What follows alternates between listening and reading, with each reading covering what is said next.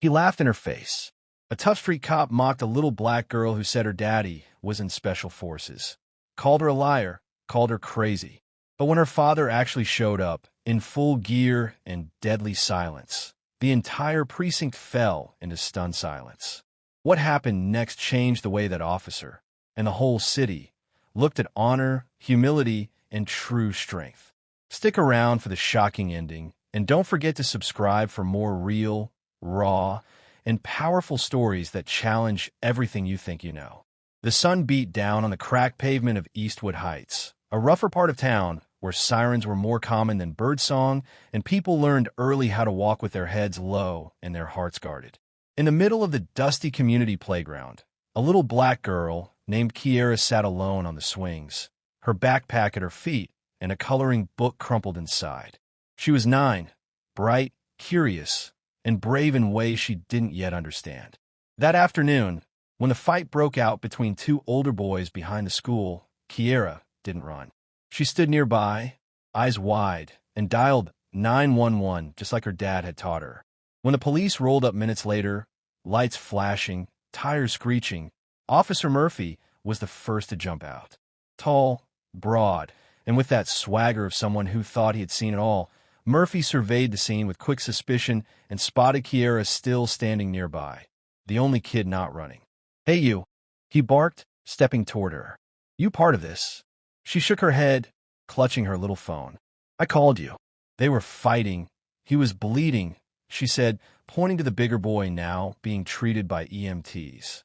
Murphy sneered. "So, you just decided to hang out? That's suspicious." Kiera frowned. "My dad told me to always stay and help." Murphy rolled his eyes. "And who's your dad, huh? Some wannabe hero?" She looked up, her expression proud and steady. "My dad's in the Special Forces." Murphy burst into laughter so loud that even the EMTs turned to look. "Special Forces? What, you mean like G.I. Joe?" "Girl, stop lying. Ain't nobody from this hood got a daddy in Special Forces." "What's his name? Captain America?" The other officers chuckled, but Kiera didn't flinch. "He's Staff Sergeant Marcus Ray. He's real. He served in Afghanistan and did 4 tours. He teaches me stuff all the time. He's not here now, but he's coming." Murphy's laughter cut like a whip. Sure. Maybe he's got a cape too." He turned to another officer and said, "She probably thinks her dad's the Black James Bond." The jab sent a wave of laughter through the cops, but also drew a cold, quiet fury in Kiera's eyes. She didn't cry. She just looked up at the tall man towering over her and softly said, "You'll see." Murphy rolled his eyes and called for her to be escorted to the station for further questioning, though she wasn't a suspect in anything. Just a kid who dared to speak up. They put her in the back of the cruiser like a suspect.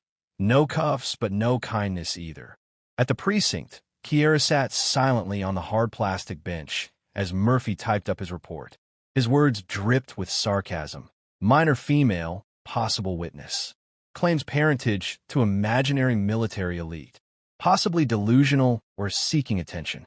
Just as he was finishing, the front doors slammed open. Not kicked, not thrown, just open with that deliberate calm of someone who never needed to make noise to command attention. All heads turned.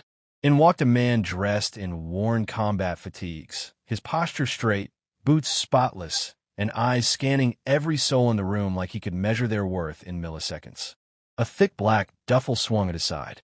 He was tall, broad, and carried that weight of someone who'd seen too much and still stood tall.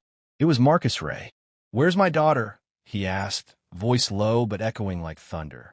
Officer Murphy smirked. "You must be the so-called Special Forces dad. Cute story.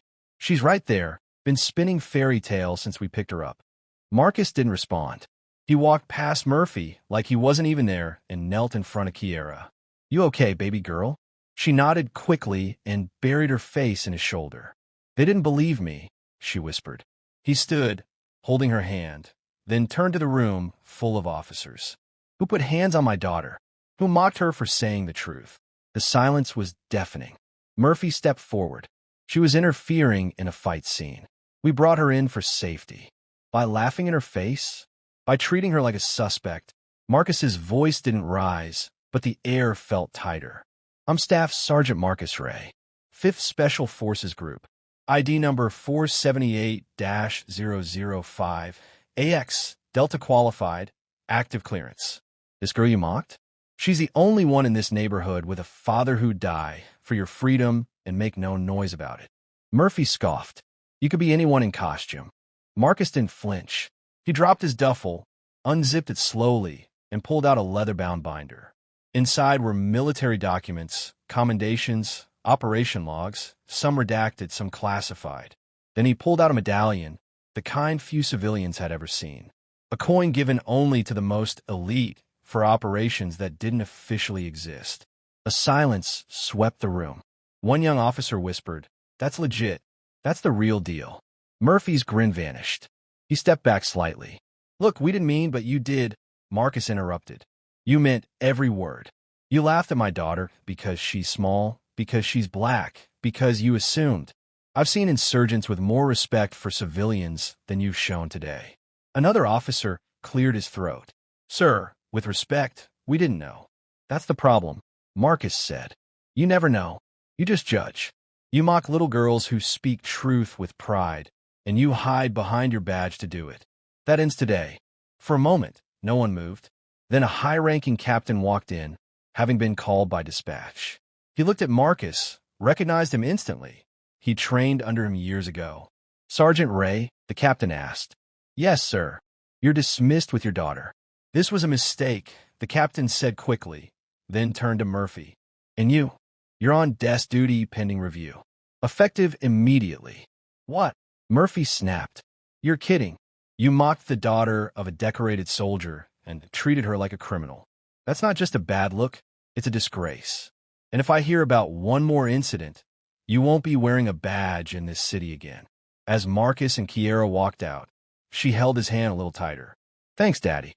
He smiled and looked down at her. "You don't ever let someone tell you your truth isn't real, just because they're too small to believe it." She grinned up at him. "Can we get ice cream now?" He chuckled. "You just took down a precinct with one sentence. You've earned a sundae." Word of the incident spread fast. In the days that followed, Marcus was invited to speak at youth centers, schools, and community forums. But he always brought Kiera with him. "Because she's the reason we're here," he'd say. "She's the reminder that courage doesn't wear a uniform. It wears heart." As for Officer Murphy, the public review didn't go well. Videos leaked. Testimonies piled up. Eventually, he was dismissed from the force. Not out of vengeance, but accountability. His final statement to the press: "I never thought a little girl could expose what years in uniform couldn't. She showed me what real strength looks like, and it wasn't mine." And Kiera? She became a symbol of quiet power across the city. Not for what her father did, but for the truth she carried even when it hurt. Because sometimes it takes the smallest voice to reveal the biggest truths.